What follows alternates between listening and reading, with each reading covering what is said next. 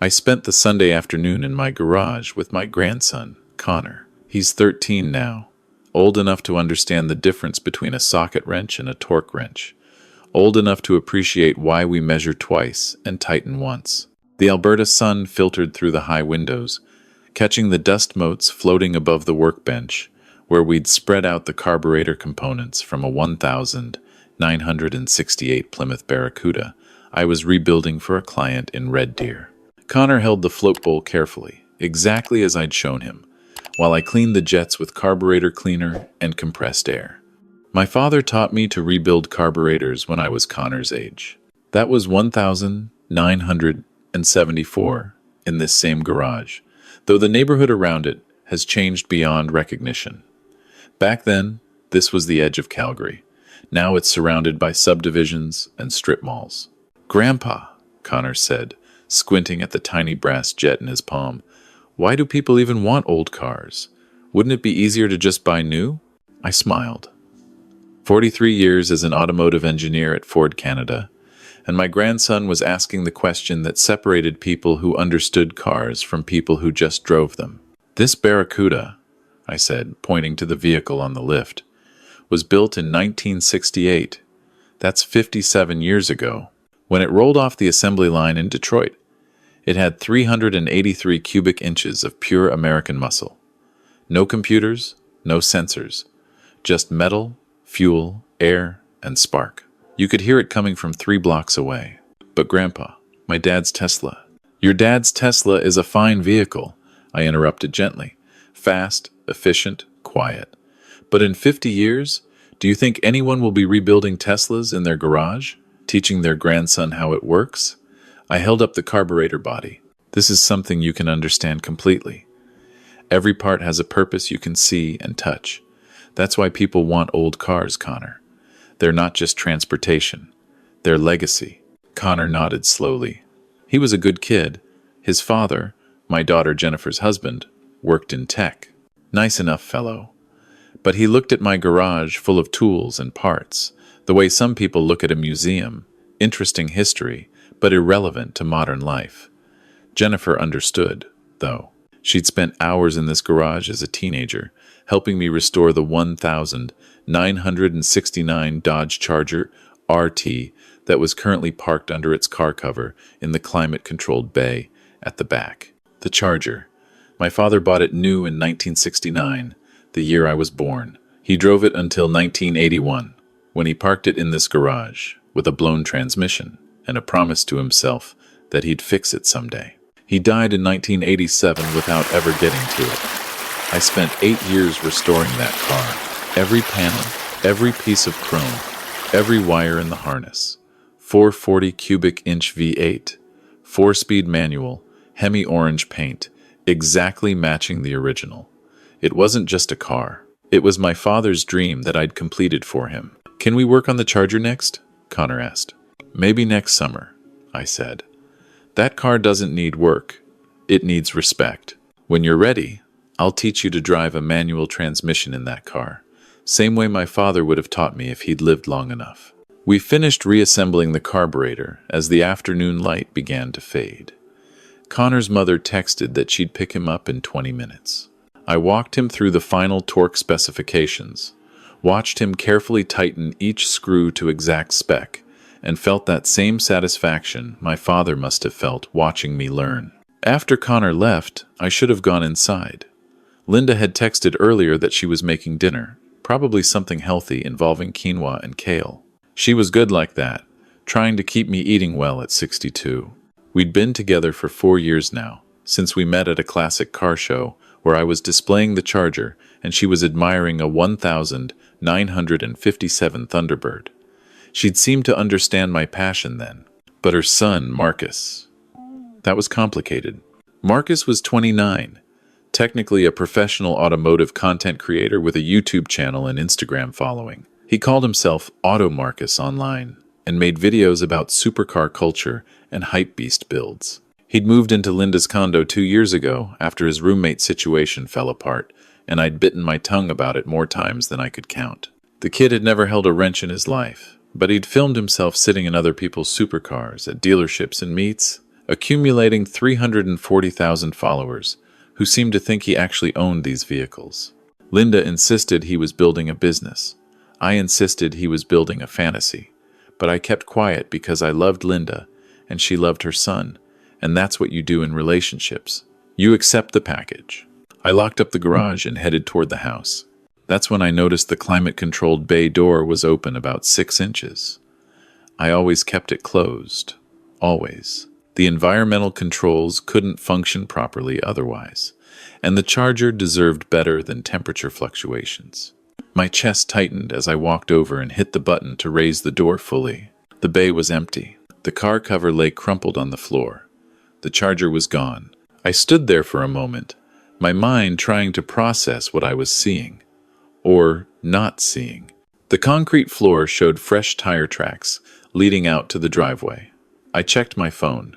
No messages. No missed calls. No explanation. I called Linda. She answered on the second ring. Hey babe, dinner's almost ready. Are you coming in? Linda, where's the charger? A pause. What do you mean? I mean the garage bay is empty. The car is gone. Did you move it? Of course not. I don't even know how to drive it. Why would it be gone? Where's Marcus? Another pause. Longer this time. He went out this afternoon. Said he had a content shoot somewhere. Richard, you don't think... I think I need to talk to your son immediately. I hung up and dialed Marcus. Straight to voicemail. I texted, "Where is my car?" No response. I walked around the garage, checking everything. The key box mounted inside the door was open, the spare key to the charger missing. Marcus had been in the garage last week, helping Linda fetch some storage boxes from the upper shelves. He must have seen where I kept the spare. Linda came out to the garage, wrapped in a cardigan against the October chill. Richard, I'm sure there's an explanation. Marcus knows how much that car means to you. He wouldn't just take it. He already did. Maybe he just wanted to film it. For content. You know how his channel works. He probably thought he'd have it back before you noticed. I looked at her. That car is worth over $180,000. It's not a prop. It's not content. It took me 8 years to restore. My father bought it new. I know, honey. I know. But let's not jump to conclusions. Let me try calling him. She did. He didn't answer for her either. We went inside. Linda heated up dinner, some kind of Buddha bowl situation that I barely tasted. Every few minutes, I checked my phone. Nothing. I tried calling Marcus 3 more times. Voicemail. At 8 p.m., my phone finally rang. Unknown number, Mr. Richard Thornton? Speaking. This is Constable Davies with Calgary Police Service. I'm calling about a vehicle registered to you. A 1969 Dodge Charger? The bottom dropped out of my stomach. Yes. What happened? The vehicle was involved in an incident on Highway 2 near Airdrie approximately 2 hours ago. Are you aware that someone else was operating your vehicle? No. It was taken from my garage without my permission. What kind of incident? A racing incident, sir. The driver and another vehicle were observed racing at excessive speeds. The Charger left the roadway and struck a barrier. The driver fled the scene, but we have him in custody now. I closed my eyes. Is he hurt? Minor injuries. He's been transported to Foothills Hospital as a precaution, but I need to inform you that the vehicle sustained significant damage. It's been towed to an impound lot. You'll need to arrange for its release. Who was driving? A pause while he checked his notes. Marcus William Bennett, 29 years old, Calgary address. Is he known to you? He's my girlfriend's son. Did you give him permission to operate the vehicle? Absolutely not. In that case, Mr. Thornton, you may want to file a theft report. I'll transfer you to someone who can help with that. I spent the next hour on the phone with police, giving statements, confirming that Marcus had no authorization to take the vehicle, providing documentation of ownership and registration. Linda sat across from me at the kitchen table, crying quietly. It was an accident, she kept saying. He made a mistake. He stole my car, I said, keeping my voice level. 43 years in engineering taught you to control your emotions, to focus on facts and solutions. He took it without permission, raced it illegally, crashed it, and fled the scene. Those aren't mistakes. Those are choices. He's my son. I'm aware. At 10 p.m., Marcus finally called Linda's phone. I could hear him from across the table, his voice high and panicked. Mom, I messed up. I need your help. The cops are saying I have to stay overnight for observation, but I need you to handle something for me before Richard finds out. Linda glanced at me. Richard's right here, Marcus. He knows. Silence on the other end. You want to explain to me what happened? I asked. Look, man, I was just trying to get some content. There was this McLaren at the meet in Airdrie, and the owner said he'd race me for a video. I thought the Charger would be perfect. Classic muscle versus modern supercar. The algorithm loves that stuff. You thought my car would be perfect for creating content. I was going to have it back in a few hours. You were with Connor. I figured you'd never know, until you crashed it. It's not that bad. I mean, the front end is messed up, and there's some frame damage, but insurance will cover it, right? I felt something cold settle in my chest. What insurance, Marcus? Your insurance. You have coverage on it, don't you? I have collector car insurance, with a policy that specifically excludes unauthorized drivers, and coverage that requires the vehicle to be garaged when not in use, and a clause that voids the entire policy if the car is used for racing. Oh, I repeated. My insurance won't pay a penny for this, and even if it did, your little racing stunt was illegal. The adjuster would deny the claim the moment they read the police report. Well, that's not my problem, is it? It's your car. Linda put her hand on my arm. A warning. Stay calm. Marcus, I said quietly, you stole a vehicle worth $180,000. You damaged it, possibly beyond repair. You committed multiple criminal offenses. And you think this isn't your problem? I didn't steal it. I borrowed it. We're practically family. We're not family. I'm dating your mother. That doesn't give you the right to take my property. Jesus, dude, you sound like such a boomer right now. It's just a car. You can fix it. You're a car guy. That's what you do.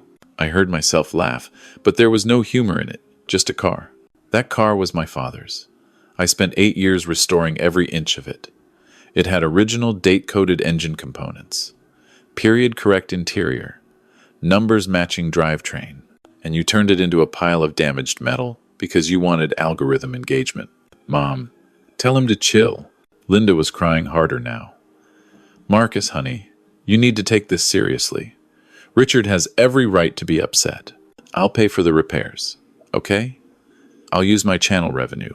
Your channel, I said, generates approximately $3,000 per month according to what you told Linda last Christmas. The front-end damage alone will cost $30,000 minimum. Frame damage? Another $60,000 to $80,000 if it's even repairable. We're talking about a total loss situation here. Silence. Marcus, where are you calling from? The hospital. They're keeping me overnight. Observation for concussion protocol. I'll be there in the morning. We need to talk in person. I don't want to talk to you. That's unfortunate, because you're going to. 8 a.m. Don't leave before I get there. I hung up. Linda wiped her eyes. Richard, please. I know you're angry, but he's terrified. He made a stupid mistake. Stop calling it a mistake. A mistake is forgetting to torque a bolt properly. A mistake is ordering the wrong spark plugs. This was deliberate. He deliberately took my keys. Deliberately took my car. Deliberately raced it. Deliberately left the scene of an accident. These are criminal acts. What are you going to do? I'm going to the impound lot in the morning to assess the damage. Then I'm going to the hospital to hear what Marcus has to say. Then I'm going to decide whether to press charges. Richard, you can't press charges against my son. I looked at her. This woman I'd thought I might spend the rest of my life with. This woman who was asking me to let her 29-year-old son get away with destroying the most important physical connection I had to my father. Linda, he stole from me. He committed fraud. He destroyed property worth more than most people's houses. And he did it for content, for views, for his social media presence. At what point does he face consequences? He's my son. He's all I have. You have me. I can't choose between you. I'm not asking you to choose. I'm asking you to acknowledge reality. Marcus broke the law. What happens next depends on how he handles this. If he takes responsibility, shows genuine remorse, and commits to making restitution, then maybe we can work something out. But if he continues to minimize this, to act like I'm overreacting, then I have to protect myself. She stood up. I'm going to the hospital. To be with my son. Linda. I need to think, Richard. I need time. She grabbed her purse and left. I sat at the kitchen table for a long time after, staring at the photos on the wall. There was one of me and my father standing next to the Charger in 1978, both of us grinning, him with his arm around my 9-year-old shoulders. There was one of me and Jennifer working on the engine during the restoration, her hands covered in grease, looking so proud. And there was one from 3 years ago, me at a car show with the completed Charger, holding a Best in Show trophy. All of that, gone. Because a 29-year-old kid wanted content. I barely slept that night. At 6 a.m., I was already dressed and heading to the impound lot. The attendant led me to the back corner where they'd put the Charger. I wasn't prepared for what I saw. The entire front clip was destroyed. Hood crumpled like aluminum foil. Fenders torn off. The front valance that I'd searched for 2 years to find, an original 1,969 part that cost me $3,000, was hanging by a single bolt. The grille, the headlight bezels, the bumper all destroyed. But that wasn't the worst part. I got underneath with a flashlight. The frame rail on the driver's side was bent. Not just dinged, bent. At the exact point where the front suspension mounted, the frame had buckled inward by almost 3 inches. I'd been an automotive engineer for 43 years. I'd worked on crash test analysis. I'd reviewed structural damage assessments. I knew exactly what I was looking at. Total loss. Even if I spent $100,000 on repairs, the car would never be the same. The frame damage meant it would never drive straight, never handle correctly, never be safe at highway speeds. And even if I somehow straightened the frame, every car collector and insurance company in the country would consider it a salvage vehicle. The value would drop by 70%. My father's car. 8 years of my life. Gone. I took photos. Hundreds of them. Every angle, every damaged component, every bent piece of metal. Then I called my insurance company and reported it as a theft and total loss.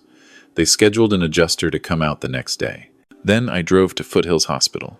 Marcus was in a semi-private room, watching something on his phone. He had a bandage on his forehead and a brace on his left wrist. He looked up when I walked in, and his expression shifted from bored to defensive. Before you start yelling, I'm not going to yell, I said quietly. I pulled up a chair and sat down. I'm going to tell you exactly what's going to happen. My mom's getting me a lawyer. Good. You'll need one. The police have charged you with dangerous driving, racing, leaving the scene of an accident, and unauthorized use of a motor vehicle. Those are criminal charges, Marcus. Not traffic violations. Criminal. His face paled a bit. The car is a total loss, I continued. Frame damage. Can't be repaired. Insurance won't cover it because you were an unauthorized driver engaging in illegal activity. Current market value for a numbers-matching 1,969 Dodge Charger RT in concours condition is approximately $180,000. That's what you destroyed. I don't care what you meant. I care about what you did. You stole my car. You destroyed it. And now you're going to face the consequences. What do you want from me? His voice cracked slightly. I want you to understand that actions have consequences. You've spent 29 years being enabled by your mother, being told that your content creation is a real career, being allowed to avoid responsibility. That ends now. Linda appeared in the doorway. Richard, stop. You're bullying him. I'm telling him the truth, something you've apparently never done. He's injured. He's scared. Can't you have a little compassion? I turned to face her. Linda, I have spent 4 years watching you make excuses for a grown man who refuses to take responsibility for his own life. I've watched you pay his rent when his channel revenue wasn't enough. I've watched you loan him money that he never repaid. I've watched you defend his lifestyle while he produces nothing of value except views and likes. His channel is his business. His channel is a hobby that generates beer money. A real business has a plan, has insurance, has taxes, has sustainable revenue. Marcus has a ring light and a camera and a sense of entitlement that you've fostered since he was a child. Marcus sat up in the bed. You don't know anything about content creation. It's a real industry. I'm building a brand. You're building a fantasy, I said. And the moment reality intrudes like a car crash, like legal consequences, like actual financial responsibility, you collapse. Because you've never had to face real stakes before. I said I'd pay for the repairs. With what money? Your channel makes $3,000 a month. The damage is $180,000. At your current rate, paying for this would take you 5 years, assuming you dedicated 100% of your income and had zero living expenses. Which you can't do, because you don't actually support yourself. Your mother does. Linda's face was red. Richard, that's enough. No, it's not enough. Marcus, I'm giving you a choice. You can take responsibility. That means pleading guilty to the charges, working out a payment plan for restitution, getting a real job to supplement your channel income, and showing genuine remorse for what you've done. If you do that, I'll work with you. We'll set up a structured payment plan. It'll take years, but it's possible. Or I pursue this to the fullest extent of the law. Criminal charges, civil lawsuit for damages, garnishment of any income you do have. Your mother can hire you the best lawyer in Calgary, but the evidence is overwhelming. The police report, the witness statements, the photos, your own social media posts about wanting to race a classic car, you'll lose. You'd really do that to Linda's son? I'd do it to anyone who stole from me and destroyed something irreplaceable. Linda stepped between us. Richard, I need to talk to you outside. We went into the hallway. She was shaking, whether from anger or fear, I couldn't tell. You're asking me to choose, she said, between you and my son. I'm asking you to let your son be an adult and face adult consequences. He made a mistake. Linda, stop. Please stop calling it a mistake. It wasn't a mistake. It was a series of deliberate choices. He chose to take the keys. He chose to take the car. He chose to race. He chose to flee. Every single step was a choice. He's 29 years old. He's still learning. He's 29. At 29, I was an engineer at Ford. I was married. I had a mortgage. I had responsibilities. Your son has never faced a real consequence in his life because you've shielded him from every single one. Her eyes filled with tears. What kind of mother would I be if I didn't protect my child? A mother who prepares her child for the real world. A mother who sets boundaries. A mother who doesn't let her adult son steal cars and crash them because she's afraid to say no. I love him. I know you do. But love without boundaries isn't love. It's enabling. And it's turned him into someone who thinks he can take whatever he wants without consequences. I can't turn my back on him. I looked at this woman I'd cared for deeply. I could see it in her eyes. She'd already made her choice. I'm not asking you to turn your back on him, I said quietly. I'm asking you to stand beside me, to acknowledge that what he did was wrong, to support consequences. But you can't do that, can you? She didn't answer. I'm going to file a formal complaint with the police, I said. I'm going to pursue civil restitution, and I'm going to make sure that Marcus understands that his actions matter. If you can't support that, then I think we both know this relationship can't continue. Richard, I loved you, Linda. I really did. But I can't be with someone who prioritizes protecting their adult child from consequences over doing what's right. I walked away before she could respond. Over the next week, things moved quickly. The insurance adjuster confirmed total loss. The police prosecutor moved forward with charges. Marcus hired a lawyer who immediately tried to negotiate a plea deal. Linda called me 17 times. I didn't answer. My daughter Jennifer came over when she heard what happened. She sat with me in the garage, looking at the empty bay where the Charger used to sit. Dad, I'm so sorry. It's not your fault. I know, but that car meant everything to you. Grandpa's car. It was just a car, honey. Don't give me that. You spent 8 years restoring it. You cried when you finished it. I had. I'd cried, standing in this exact spot, looking at the completed restoration, wishing my father could have seen it. Maybe that was the problem, I said. I put too much of myself into an object. Objects can be destroyed. Memories can't. Jennifer hugged me. You're taking this surprisingly well. I'm 62 years old. I've lost a lot in my life. Your mother, my father, friends, jobs. A car is just the latest thing. You learn that what matters isn't what you own. It's what you pass on. That's very philosophical for a car guy. I've had time to think. Connor came by the following weekend. He'd heard about the Charger from his mother. Grandpa, I'm really sorry about your car. Thank you, Connor. Are you going to get another one? I'd been thinking about that. There was a 1,970 Plymouth Cuda for sale in British Columbia. Original 446 pack. Needs full restoration. It would be another 8-year project. You know what? I said. I think I'm done with full restorations. They take too long. I want to spend more time teaching you while I still can. His eyes lit up. Really? Really? How about we find a project car together? Something we can work on every weekend. Something that in a few years, when you turn 18, you can drive. That would be amazing. We spent the afternoon looking at listings online. Not expensive cars. Not perfect cars. Just solid projects that needed work.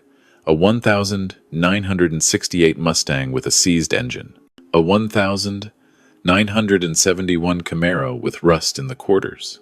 Cars that needed someone to care about them. The legal process dragged on for months. Marcus eventually pleaded guilty to dangerous driving and unauthorized use. The racing charge was dropped as part of the plea deal. He received 2 years probation and a court order to pay restitution of $180,000, payable at $1,000 per month. At that rate, he'd be paying until he was 44 years old. He got a job at a call center. Linda helped him with the first few payments.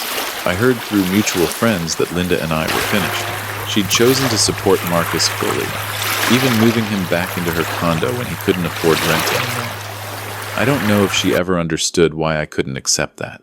Jennifer told me Linda got engaged to someone she met at her book club, someone with adult children who apparently understood boundaries. I hoped it worked out for her. Connor and I bought the 1,968 Mustang. We spent every Sunday in the garage, teaching him to rebuild the 289 engine, to replace the floor pans, to work metal, and appreciate craftsmanship. He complained sometimes about how slow the work was, how long it took to do things right. Grandpa, we've been working on this for 6 months and we haven't even started it yet. That's because we're doing it properly, I explained. Anyone can bolt parts together and call it done. We're building something that'll last. Something you'll be proud of when you're my age. Will it really take that long? Probably 3 years total. But Connor, the car isn't the point. The point is learning to respect the work. Learning that anything worth having takes time and effort. Learning that shortcuts always cost more in the end. He thought about that. Is that why you were so mad about your Charger? Not just because it was wrecked, but because someone took a shortcut with something you spent years building, right? Smart kid. Exactly that. We kept working. I taught him everything my father taught me. How to read a micrometer, how to gap spark plugs, how to adjust valves, how to respect the tools and the process. One Sunday, about a year after the Charger incident, Jennifer brought coffee and donuts to the garage. She watched Connor installing freeze plugs in the engine block, checking the measurements twice before tapping them home with a brass hammer. He's getting good, she said quietly. He's patient. That's more important than skill. He's learning from the best. I watched my grandson work. Careful, methodical, double-checking every step, not rushing, not taking shortcuts, understanding that the work itself was the reward. You know what I realized? I said to Jennifer, Marcus did me a favor. She looked at me like I'd lost my mind. Dad, he destroyed Grandpa's car. He destroyed an object, but he freed me from it. I was so focused on preserving that car, on keeping it perfect, that I was afraid to use it, afraid to let anyone touch it, afraid it might get damaged. And you know what? It got damaged anyway. All that fear, all that protection, didn't matter. That's a very Zen approach to having your car totaled. I'm 63 now. I spent 8 years restoring a car that I barely drove because I was terrified of something happening to it, and something happened anyway. But this? I gestured to Connor, to the Mustang project, to the garage full of tools and parts. This is real. This is teaching Connor something that'll matter long after I'm gone. This is passing on what my father gave me. Not a car, knowledge, values. The understanding that some things are worth doing right, no matter how long it takes. Jennifer hugged me. Mom would be proud of you. Grandpa, too. I hope so. Connor looked up from the engine block. Grandpa, can you check my measurements? I want to make sure these freeze plugs are seated correctly before we move on. Absolutely. Let's take a look. I walked over to the workbench, put on my reading glasses, and examined his work. Perfect depth, perfect alignment, exactly as I'd taught him. Outstanding work, Connor. That's exactly right. He grinned with pride. That night, after everyone left and I was locking up the garage, I stood in the empty climate-controlled bay where the Charger used to live. I thought about my father, about the 8 years I spent restoring his dream, about all the careful work that ended up as scrap metal in a salvage yard. And I thought about Connor, learning the same lessons my father taught me, learning patience, learning precision, learning that the shortcuts always cost more than doing it right the first time. Marcus learned that too eventually. $180,000 is an expensive education, but maybe he needed it. Maybe we all do. That moment when reality catches up and teaches us that actions have consequences, that other people's time and work matter, that you can't just take what you want and post about it online and expect that to be enough. I thought about Linda sometimes, whether she ever recognized the pattern, whether she ever understood that protecting Marcus from consequences wasn't protecting him at all. It was preventing him from growing into someone capable of handling real life. But that wasn't my problem to solve anymore. I had a Mustang to restore. I had a grandson to teach. I had a legacy to pass on that had nothing to do with cars and everything to do with understanding that some things, integrity, responsibility, craftsmanship, patience, matter more than objects ever could. I locked the garage door and walked toward the house, where tomorrow I'd start planning next weekend's work with Connor. We'd rebuild the Mustang's transmission together. It would take months. It would be difficult. It would be worth it, because you can't build anything solid on a foundation of shortcuts and stolen time. And that's a lesson worth more than any car, no matter how rare, no matter how valuable, no matter how perfect. It took me 63 years and $180,000 to fully understand that. But I understood it now.